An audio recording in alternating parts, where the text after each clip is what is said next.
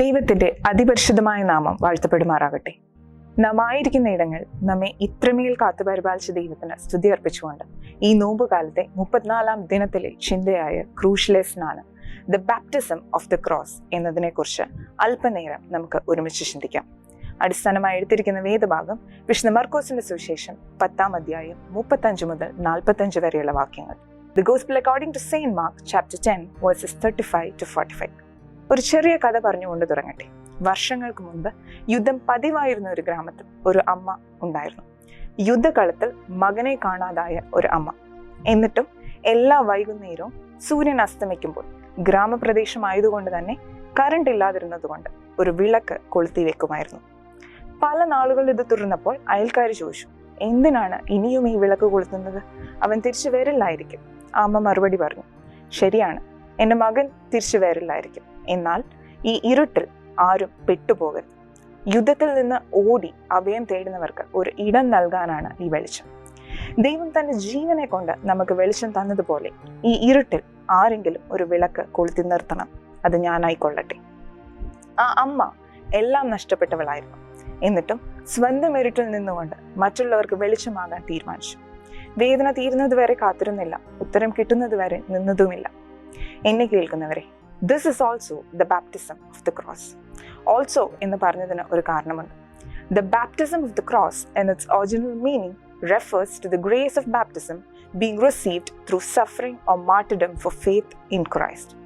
ക്രിസ്തുവിന് വേണ്ടി കഷ്ടത സഹിക്കുമ്പോഴോ ജീവൻ നൽകുമ്പോഴോ സ്നാനത്തിന് കൃപ ലഭിക്കുന്നതിനെയാണ് ക്രൂശിന്റെ സ്നാനം എന്ന് പറയുന്നത്. എന്നാൽ നമുക്ക് മനസ്സിലാകാൻ തക്കവണ്ണം പറഞ്ഞാൽ വേദനയുടെ നടുവിലും ത്യാഗത്തിലൂടെ മറ്റുള്ളവർക്ക് ഉപകാരമായി തീരുക എന്നതാണ്. അങ്ങനെയെങ്കിൽ what can we do to be baptized by the cross? What is it that cross ask us to do today?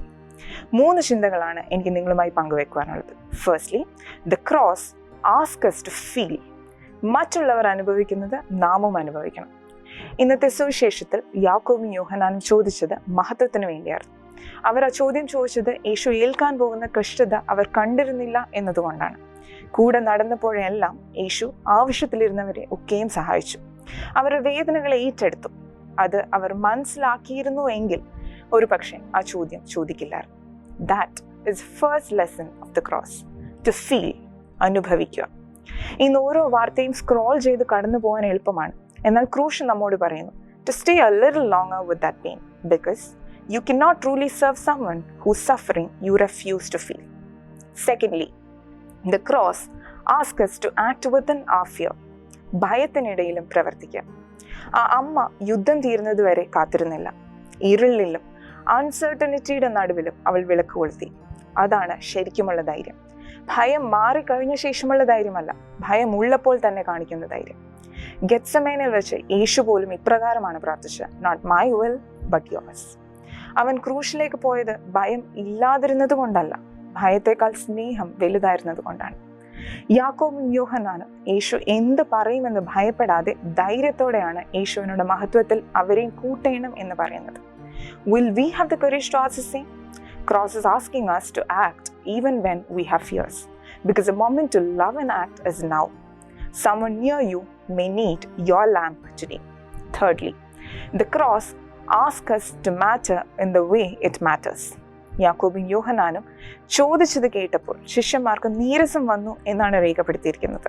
അപ്പോൾ യേശു അവരെ ഒരുമിച്ച് വിളിച്ച് പറഞ്ഞത്, whoever wishes to be great among you must be your servant, for the Son of Man came not to be served but to serve. ലോകം മഹത്വം അളക്കുന്നത് അധികാരത്തിലൂടെയാണ്. യേശു അളക്കുന്നതാകട്ടെ ശുശ്രൂഷയിലൂടെ. ഒരുപക്ഷെ അത് കഷ്ടതയിലുള്ള ഒരു സഹപ്രവർത്തകനോട് ചെന്ന് സഹായം വേണോ എന്ന് ചോദിക്കുന്നതാവാം. ആരും കാണാത്ത ഒരു തൊഴിലാളിയെ മാന്യതയോടെ പരിഗണിക്കുന്നത് ആകാം. ഇത്തരം ചെറിയ പ്രവൃത്തികളാണ് ഇരുളിലെ വിളക്കുകൾ. എൻ്റെ വാക്കുകൾ ഞാൻ ചുരുക്കട്ടെ.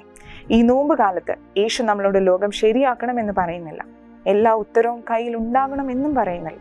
ഒരൊറ്റ ചോദ്യം മാത്രമാണ് ചോദിക്കുന്നത്, മറ്റൊരാൾക്ക് വേണ്ടി നിന്റെ വിളക്ക് നീ കൊളുത്തുമോ? Will you light your lamp for another?